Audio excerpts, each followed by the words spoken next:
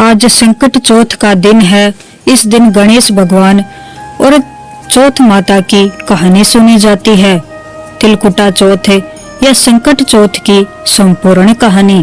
कहते हैं कि सतयुग में राजा हरिश्चंद्र के राज्य में एक कुम्हार था। एक बार तमाम कोशिशों के बावजूद जब उसके बर्तन कच्चे रह जा रहे थे तो उसने यह बात पुजारी को बताई।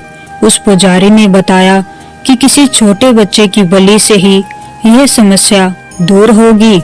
इसके बाद उस कुम्हार ने एक बच्चे को पकड़कर आवा में डाल दिया। वह संकट चौथ का दिन था।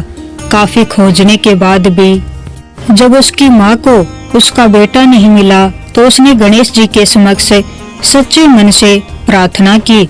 उधर जब कुम्हार ने सुबह उठकर देखा तो आवा में उसके बर्तन तो पक गए लेकिन बच्चा भी सुरक्षित था।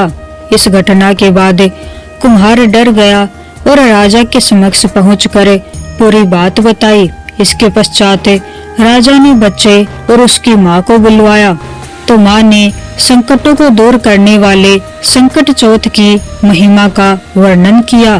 तभी से महिलाएं अपनी संतान और परिवार के सौभाग्य और लंबी आयु के लिए संकट चौथ का व्रत करने लगी। एक बार महादेव जी पार्वती सहित नर्मदा नदी के तट पर गए।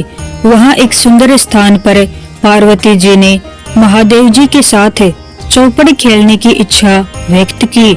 तब शिव जी ने कहा, हमारी हार जीत का साक्षी कौन होगा? पार्वती ने तत्काल वहां की घास के तिनके बटोर कर एक पुतला बनाया और उसमें प्राण प्रतिष्ठा करके उससे कहा, बेटा हम चौपड़ खेलना चाहते हैं किंतु यहाँ हार जीत का साक्षी कोई नहीं है। अतः खेल के अंत में तुम हमारी हार जीत के साक्षी होकर बताना कि हम में से कौन जीता कौन हारा। खेल आरंभ हुआ। देव योग से तीनों बार पार्वती जी ही जीती। जब अंत में बालक से हार जीत का निर्णय कराया गया तो उसने महादेव जी को विजयी बताया। परिणामतः पार्वती जी ने क्रुद्ध होकर उसे एक पांव से लंगड़ा होने और वहां के कीचड़ में पड़ा रहकर दुख भोगने का श्राप दे दिया। बालक ने विनम्रता पूर्वक कहा, माँ मुझसे अज्ञानवश ऐसा हो गया है। मैंने किसी कुटिलता या द्वेष के कारण ऐसा नहीं किया। मुझे क्षमा करें तथा श्राप से मुक्ति का उपाय बताएं। तब ममता रूपी माँ को उस पर दया आ गई और वे बोली, यह नाग कन्याएं गणेश पूजन करने आएंगी। उनके उपदेश से तुम गणेश व्रत करके मुझे प्राप्त करोगे। इतना कहकर वे कैलाश पर्वत पर चली गई। 1 वर्ष के बाद वहां नाग कन्याएं गणेश पूजन के लिए आई। नाग कन्याओं ने गणेश व्रत करके उस बालक को भी व्रत की विधि बताई। तत्पश्चात बालक ने 12 दिन तक श्री गणेश जी का व्रत किया। तब गणेश जी ने उसे दर्शन देकर कहा, मैं तुम्हारे व्रत से प्रसन्न हूँ। मनोवांछित वर मांगो। बालक बोला, भगवान मेरे पांव में इतनी शक्ति दे कि मैं कैलाश पर्वत पर अपने माता पिता के पास पहुँच सकूं और वे मुझ पर प्रसन्न हो जाएं। गणेश जी तथा अस्तु कहकर अंतर्ध्यान हो गए। बालक भगवान शिव के चरणों में पहुंच गया। शिव जी ने उससे वहां तक पहुंचने के साधन के बारे में पूछा। तब बालक ने सारी कथा शिव जी को सुना दी। उधर उसी दिन से अप्रसन्न होकर पार्वती जी शिव जी से भी विमुख हो गई थी। उसके पश्चात भगवान शंकर ने भी बालक की तरह 12 दिन तक गणेश जी का व्रत किया, जिसके प्रभाव से पार्वती जी के मन में स्वयं महादेव जी से मिलने की इच्छा जागृत हुई। वे शीघ्र ही कैलाश पर्वत पर आ पहुँची। वहां पहुंचकर पार्वती जी ने शिव जी से पूछा, हे भगवान आपने ऐसा कौन सा उपाय किया जिसके फल स्वरूप मैं आपके पास आई हूँ?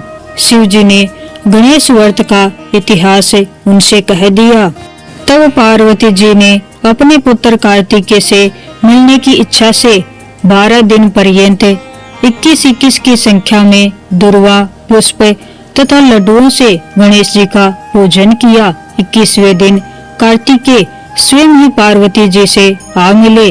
उन्होंने भी माँ के मुख से इस व्रत का महात्म्य सुनकर व्रत किया। संकट चतुर्थी के दिन महिलाएं सुख सौभाग्य, संतान की समृद्धि और सर्वत्र कल्याण की इच्छा से प्रेरित होकर व्रत रखती हैं। पद्म पुराण के अनुसार इस व्रत को स्वयं भगवान गणेश ने माँ पार्वती को बताया था।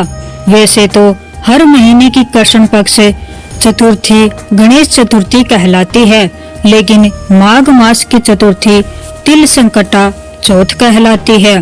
पद्म पुराण के अनुसार आज ही के दिन कार्तिकेय के साथ पृथ्वी की परिक्रमा लगाने की प्रतिस्पर्धा में उन्होंने पृथ्वी की बजाय भोलेनाथ और माँ पार्वती की 7 बार परिक्रमा की थी।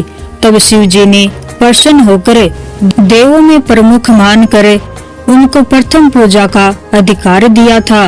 बालचंद्र गणेश जी की पूजा संकट चौथ के दिन की जाती है।